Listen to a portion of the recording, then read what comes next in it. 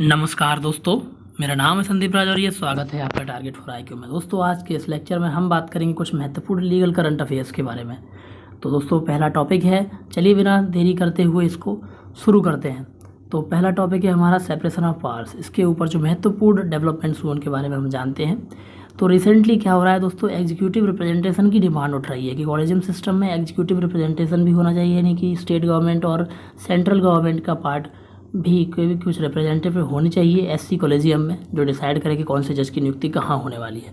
तो ऐसे ही हाल ही में इस तरह की जो चर्चाएं शुरू हुई हैं, ये सेपरेशन ऑफ पावर्स के ऊपर सवाल उठाती हैं। जो हमारा इंडियन कॉन्स्टिट्यूशन है वो सेपरेशन ऑफ पावर्स निर्धारित करता है, यानी कि शक्तियों को सेपरेट कर देता है कि ये शक्ति इसकी, ये शक्ति इसकी। इस तरीके से जो सेपरेशन होता है उसके ऊपर, उसका जो सिद्धांत है उसके ऊपर डिबेट होना स्टार्ट हो गया है दोस्तों। तो अभी हाल ही में क्या हुआ है, ministry of law and justice ने अपने लेटर में ये सजेस्ट किया है कि यूनियन गवर्नमेंट के रिप्रेजेंटेटिव को इंक्लूड करना चाहिए सुप्रीम कोर्ट कॉलेजियम में और स्टेट गवर्नमेंट के रिप्रेजेंटेटिव को इंक्लूड करना चाहिए हाई कोर्ट कॉलेजियम में। तो दोस्तों, वाइस प्रेसिडेंट ने यहाँ तक कह दिया है कि उन्होंने जो लैंडमार्क जजमेंट है, जो लैंडमार्क केशवानंद भारती जजमेंट है 1973 का, जो कि ये प्रोनाउंस करता है कि संविधान का बेसिक स्ट्रक्चर अपहिल्ड होना चाहिए, संविधान का बेसिक स्ट्रक्चर नहीं बदलना चाहिए। जुडिशल रिव्यू के द्वारा कोई भी अगर कानून बनता है जो कि संविधान का बेसिक स्ट्रक्चर बदलता है तो उसको अनकॉन्स्टिट्यूशनल ठहरा दिया जाएगा, वो लागू नहीं किया जा सकता है। और इस तरीके से केशवानंद भारती के केस में जो है दोस्तों, पार्लियामेंट की पावर होती है जो आर्टिकल 368 के अंदर अमेंड करने की कॉन्स्टिट्यूशन को, उसको लिमिटेड कर दिया गया कि कोई भी ऐसा अमेंडमेंट आप नहीं कर सकते हैं जिसके थ्रू हमारे संविधान का बेसिक स्ट्रक्चर बदले। तो और दोस्तों, अपेक्स कोर्ट ने क्या किया है, जो ऐसे इस तरह की डिबेट चल रही है, तो अभी क्या हुआ है कि जजेस की अपॉइंटमेंट में डिले हो गया है। तो अपेक्स कोर्ट ने कहा है कि जो सुप्रीम कोर्ट का लॉ है, सुप्रीम कोर्ट का जो लॉ डिक्लेयर किया गया है वो सारे के सारे सब पर बाइंडिंग होता है। चलिए दोस्तों, हम जान लेते हैं गवर्नमेंट के कुछ ऑर्गन्स होते हैं तो उनमें किसका क्या काम होता है। तो दोस्तों, 3 ऑर्गन्स होते हैं, जुडिशरी, पार्लियामेंट और एग्जीक्यूटिव। ये 3 होते हैं हमारे गवर्नमेंट के ऑर्गन्स। तो सबसे पहले अगर हम जुडिशरी की बात करें तो जुडिशरी में सारे कोर्ट्स वगैरह आते हैं। जुडिशरी में क्या होता है, ये इनके पास जो पावर होती है वो कानून के ऊपर निर्णय देने की होती है। और दोस्तों, ये क्या है, कभी भी किसी कानून के अंदर अस्पष्टता आती है या फिर कोई ऐसी बात आती है जो समझ में नहीं आ रही, जहाँ भी स्पष्ट होता है वहाँ उसको इंटरप्रेट करने का काम हमारी जुडिशरी करती है। और दोस्तों, पार्लियामेंट की बात करें तो पार्लियामेंट क्या करता है, ये लॉ को बनाता है और बदलाव करता है उसमें। एग्जीक्यूटिव की अगर बात करें तो हम ये क्या करता है, ये जो लॉ बना हुआ है उसको कार्यप्रणाली के अंदर लाता है।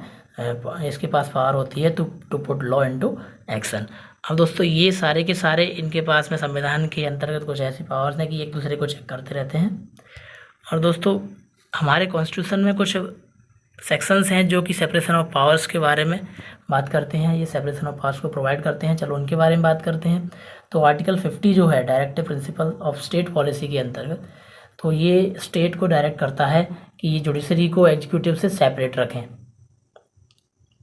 और दोस्तों, आर्टिकल 361 है, ये प्रेसिडेंट ऑफ गवर्नेंस को प्रोटेक्शन देता है, यानी कि प्रेसिडेंट ऑफ गवर्नेंस जो भी करते हैं अपनी ड्यूटी के अंदर, अपनी ड्यूटी को निर्वहन करने के लिए, अपनी ड्यूटी के एक्सरसाइज में जो भी करते हैं, वो किसी कोर्ट के अंदर, किसी भी कोर्ट के अंदर उनके खिलाफ प्रोसीडिंग्स नहीं चलेंगी और वो लायबल नहीं होंगे। इनके खिलाफ अगर कोई, इनके एक्शंस का जो रिव्यू केवल हो सकता है वो किससे हो सकता है कि जो कोई भी हाउस है पार्लियामेंट का, वो केवल एक कमेटी बनाएगा या फिर कोई ट्रिब्यूनल या कोर्ट बनाए, उस तरीके से वहाँ पर इनके एक्शंस का रिव्यू हो सकता है। लेकिन किसी भी जुडिशल कोर्ट में इस तरीके का प्रावधान नहीं, इनको छूट मिली, इनको प्रोटेक्शन मिला हुआ है इनके कार्यों से कि कहीं पर भी ये लायबल नहीं ठहराए जा सकते हैं। दोस्तों, आर्टिकल 105 एंड 194 की बात करें तो दोस्तों, यहाँ ये जो प्रिविलेजेस देता है एमपीज़ और एमएलएस को, यहाँ पे दोस्तों ये फ्रीडम ऑफ स्पीच देता है इनको, ये फ्रीडम ऑफ स्पीच देता है। ये आर्टिकल ये कहता है कि अगर कोई भी एमपी या एमएलए है जिसने सदन की कार्यवाही के दौरान कुछ बोला है या कोई वोट किया है, तो उसके लिए किसी भी तरह से इसको लायबल ठहराया नहीं जा सकता है। इस तरह की इनको प्रिविलेजेस प्रदान किए गए हैं कि ये कुछ भी कार्रवाई के दौरान बोल सकते हैं। दोस्तों, आर्टिकल 13 जो है वो हमें जुडिशल रिव्यू प्रदान करता है। दोस्तों, आर्टिकल 13 के अंदर कहा गया है कि जो लॉज बनी हुई हैं वो इनकन्सिस्टेंट हैं या फिर वो in derogation of the fundamental rights हैं, यानी कि हमारे फंडामेंटल राइट्स को कहीं से भी कम करती हैं तो उनको शून्य कर दिया जाएगा, वो शून्य है ऐसा कहा गया है दोस्तों। यानी कि एक तरीके से आर्टिकल 13 है वो जुडिशल रिव्यू की पावर देता है, यानी कोई भी लॉ बनाया जाता है चाहे वो स्टेट लेजिस्लेचर के द्वारा बनाया गया हो या फिर इंडियन गवर्नमेंट पार्लियामेंट के द्वारा बनाया गया हो, अगर वो कहीं से भी अनकॉन्स्टिट्यूशनल दिखता है सुप्रीम कोर्ट उसका रिव्यू करेगी। अगर वो कहीं से अनकॉन्स्टिट्यूशनल या फिर इलीगल होता है या कहीं से भी उसमें जो है फंडामेंटल राइट्स का हनन हो रहा होता है, उनका डेरोगेशन हो रहा होता है, तो फिर उसको ये अनकॉन्स्टिट्यूशनल डिक्लेयर करके वॉइड कर देते हैं। तो दोस्तों अब बात करते हैं आर्टिकल 32 एंड आर्टिकल 226 की। तो दोस्तों आर्टिकल 32 एंड 226 में राइट टू कॉन्स्टिट्यूशनल रेमेडीज़ दिया गया है। तो दोस्तों अगर आपको कोई परेशानी है तो उसका उपचार कॉन्स्टिट्यूशन कर देगा, यानी कि आपके अगर कॉन्स्टिट्यूशनल में जो दिए गए हैं फंडामेंटल राइट्स उनका हनन होता है तो उनका उपचार आर्टिकल 32 के अंतर्गत, यानी कुछ रिट्स दी गई हैं आर्टिकल 32 एंड 226 में, उनके थ्रू आप सुप्रीम कोर्ट या हाई कोर्ट जा सकते हैं और अपने जो फंडामेंटल राइट्स हैं उनको इन्फोर्स करा सकते हैं। तो दोस्तों आर्टिकल 32 के अंदर ये पावर दी गई है सुप्रीम कोर्ट को, आर्टिकल 226 के अंदर ये हाई कोर्ट्स को पावर दी गई है कि रिट्स को लागू करके रिट्स के थ्रू आपके जो फंडामेंटल राइट्स हैं उनको इन्फोर्स किया जाए। अब आर्टिकल 142 की अगर हम बात करें दोस्तों, तो ये आर्टिकल 142 के अंदर हमारे सुप्रीम कोर्ट को जो है एक्स्ट्रा ऑर्डिनरी पावर्स दी गई हैं, जिसके अंदर ये कोई भी जजमेंट या डिक्री पारित कर सकते हैं जो कंप्लीट जस्टिस करने के लिए ज़रूरी हो। दोस्तों ये इस तरह के पास की गई जो जजमेंट या डिक्री हैं ये संपूर्ण भारत में लागू होंगी। दोस्तों अब हम बात करते हैं कुछ महत्वपूर्ण जुडिशियल प्रोनाउंसमेंट की जो कि सेपरेशन ऑफ पावर्स पर दिए गए हैं। तो ये कुछ लैंडमार्क केसेस हैं। तो सबसे पहले बात करते हैं हम case for Bharati and others versus state of Kerala. दोस्तों इसमें क्या कहा गया कि इसमें जो है कहा गया जो अमेंडिंग पावर है पार्लियामेंट की वो is subject to the basic structure of the constitution. ये बेसिक स्ट्रक्चर कॉन्स्टिट्यूशन के अधीन है। तो पार्लियामेंट कोई भी अगर ऐसा अमेंडमेंट करती है जो कि बेसिक फीचर्स को वायलेट करता है कॉन्स्टिट्यूशन के को, तो वो अनकॉन्स्टिट्यूशनल डिक्लेयर कर दिया जाएगा, ऐसा इस केस में कहा गया। अब दूसरा केस है IR Coelho versus state of Tamil Nadu. दोस्तों इसमें कहा गया कि doctrine of basic structure as pronounced in the above mentioned case and the 9th schedule grants blanket protection to certain legislations from judicial review is violative of this doctrine. यानी कि दोस्तों जैसे supreme court का जो ये judgment आया Kesavananda Bharati and others versus state of Kerala में, ये बेसिक स्ट्रक्चर को अपहेल्ड करता है और कहता है कि अगर कोई अमेंडमेंट ऐसा होता है जो कि संविधान के बेसिक स्ट्रक्चर को वायलेट करता है, उसके फीचर्स को वायलेट करता है, तो वो अनकॉन्स्टिट्यूशनल होगा। लेकिन साथ ही संविधान में कहा गया है कि 9th शेड्यूल के अंदर कुछ एक्ट्स दिए गए हैं, कुछ लेजिस्लेशंस दिए गए हैं जिनको कि ब्लैंकेट प्रोटेक्शन मिला हुआ है, कि इनको कोई भी बदलाव नहीं किया जाएगा कुछ भी। तो ये जो है जुडिशियल रिव्यू का जो पावर है उसका जो है वो उसके डॉक्ट्रिन का ये वायलेटिव है, यानी कि उसका ये वायलेशन करता है, ऐसा इसमें केस में कहा गया। अब अगला केस है दोस्तों Ram Jawaya Kapur versus state of Punjab. इसके अंदर दोस्तों क्या कहा गया कि the Indian constitution has not recognised the doctrine of separation of powers in its absolute rigidity but the functions of the different parts or branches of government have been sufficiently differentiated। यानी कि constitution ने कहीं पर भी इसको इस तरीके से बिल्कुल एब्सोल्युटली रिकॉग्नाइज नहीं किया है सेपरेशन ऑफ पावर्स के लिए, लेकिन जो फंक्शंस हैं डिफरेंट, जैसे हमारी जो गवर्नमेंट है उसके डिफरेंट पार्ट्स हैं और ब्रांचेस हैं, उनके फंक्शंस को सफिशिएंटली जो है डिफ्रेंशिएट कर दिया गया, यानी कि एक दूसरे से अलग कर दिया गया है पर्याप्त रूप से। दोस्तों अब बात करते हैं P Kannadasan versus state of Tamil Nadu case के बारे में।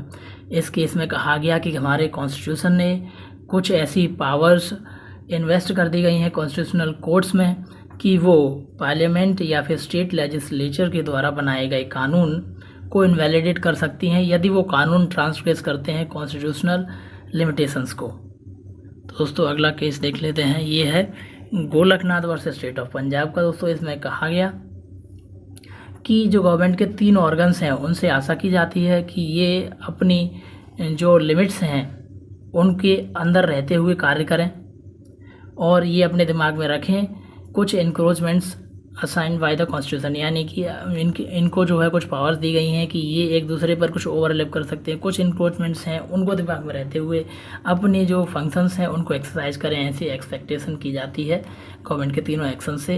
ये कहा गया है Golaknath versus state of Punjab case में।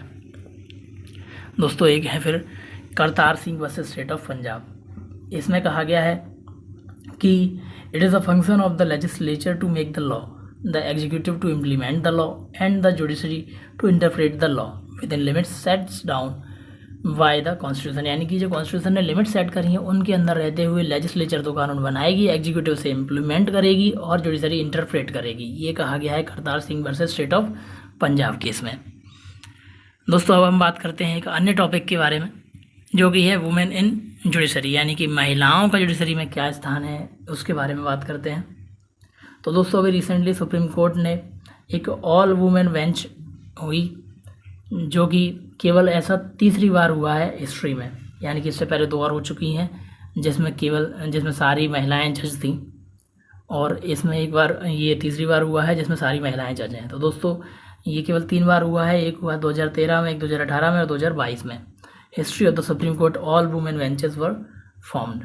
तो the third all women benches head transfer petitions involving matrimonial disputes and will matters, यानी कि जो ये तीसरी ऑल वुमेन बेंच है ये जो है मैट्रिमोनियल जो केसेस होते हैं, डिस्प्यूट्स होते हैं और विल मैटर्स हैं, इनको सुन रही है, इनके जो ट्रांसफ़र पिटिशंस को सुन रही है दोस्तों ये बेंच। अब सुप्रीम कोर्ट ने currently has only 3 women judges and the country will get its first woman chief justice only in 2027। यानी कि दोस्तों अभी सुप्रीम कोर्ट में केवल 3 वुमेन जज हैं और जो है इसको देखते हुए सुप्रीम कोर्ट में जो हमारा भारत है उसमें पहली महिला चीफ जस्टिस बनेगी 2027 में। अब बात करें कि वुमेन रिप्रेजेंटेशन की, तो कौन से स्तर पर कितनी महिला जज हैं, तो अगर हम बात करें सुप्रीम सबॉर्डिनेट जो कोर्ट्स हैं उनमें 35.1% जजेस महिलाएं हैं। फिर हाई कोर्ट्स की बात करें तो उसमें 13.2% महिलाएं जज हैं और सुप्रीम कोर्ट में 12.5% महिलाएं जज हैं। तो दोस्तों अब हम बात करते हैं अगले टॉपिक के बारे में जो कि है रूल ऑफ लॉ इंडेक्स। तो दोस्तों ये जो इंडेक्स है after improvement in the World Bank's ease of doing business rankings now government has turn its attention to scoring better in rule of law index. यानी कि दोस्तों अब जो है गवर्नमेंट अपना अटेंशन ला रही है कि जो है कानून का जो शासन रूल ऑफ लॉ इंडेक्स जो है इसमें अच्छा स्कोर करने के लिए गवर्नमेंट अपना ध्यान केंद्रित कर रही है। तो ये जो इंडेक्स है ये पब्लिश किया जाता है वर्ल्ड जस्टिस प्रोजेक्ट WJP के द्वारा। ये US बेस्ड सिविल सोसाइटी है, ग्रुप है। तो 2022 में इंडिया की जो रैंक है वो 77 है आउट ऑफ 140 कंट्रीज़। इसको जैसे रूल ऑफ लॉ इंडेक्स है, इस इंडेक्स में रैंकिंग निर्धारित करने के लिए क्या क्या जो महत्वपूर्ण पायदान होते हैं, क्या क्या महत्वपूर्ण चीज़ें होती हैं, इनको ध्यान में रखा जाता है, मेजर्स होते हैं। तो जैसे कंस्ट्रेंट ऑन गवर्नमेंट पावर्स, यानी कि जो है सरकार की पावर्स पर कितना कंस्ट्रेंट है ये, और absence of corruption, open government, fundamental rights, order and security, regulatory enforcement, civil justice, criminal justice, इन सब महत्वपूर्ण मेजर्स को ध्यान में रखते हुए रैंकिंग निर्धारित करी जाती है देशों की कि उस देश में किस तरह का रूल ऑफ लॉ है, ये निर्धारित किया जाता है। तो दोस्तों ये तो था अंत इस लेक्चर का। आई होप कि आपके लिए बहुत ज़्यादा मददगार साबित हो। चलिए इसी के साथ मिलते हैं अगली वीडियो में। Till then thank you very much.